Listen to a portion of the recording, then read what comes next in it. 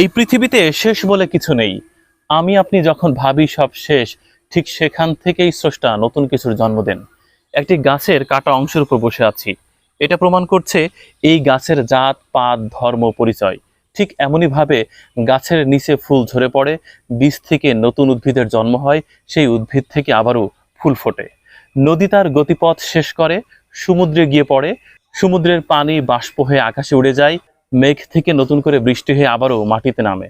সত্যি এই পৃথিবীতে সবকিছুই যেন ফিরে ফিরে আসা। এই গাছটি একটি পর্ণমোচী উদ্ভিদ, অর্থাৎ কড়াই হচ্ছে পর্ণমোচী উদ্ভিদ। এটা নির্দিষ্ট জায়গায় রাখলে, ঠিকঠাক পরিবেশ পেলে আবারও নতুন গাছের জন্ম দিতে পারে। দেখেন কি অপার মহিমা। আসলে প্রতিটা ধ্বংসস্তূপের মধ্যেই কোথাও না কোথাও সামান্য প্রাণ সঞ্চার থাকে, সেখান থেকে আবার নতুন ইতিহাসের জন্ম নেয়। মানুষের জীবনও তাই। একটা জীবন, শৈশব, কৈশোর, যৌবন, বার্ধক্য, তারপর শেষ। আবার নতুন মানুষ পৃথিবীতে আসে। পৃথিবীর এই যে সার্কুলেশন, এটা সত্যি স্রষ্টার প্রতি আরো বেশি কৃতজ্ঞ হতে বাধ্য করে। দেখেন কি অপার মহিমা।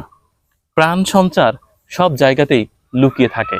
আমরা যখন দেখি ধ্বংসলীলা, ঠিক তার মধ্যেই কোথাও না কোথাও প্রাণ উকি দিচ্ছে, ঠিক যেমন ছায়ের নিচে চাপা থাকা এক বিন্দু আগুন।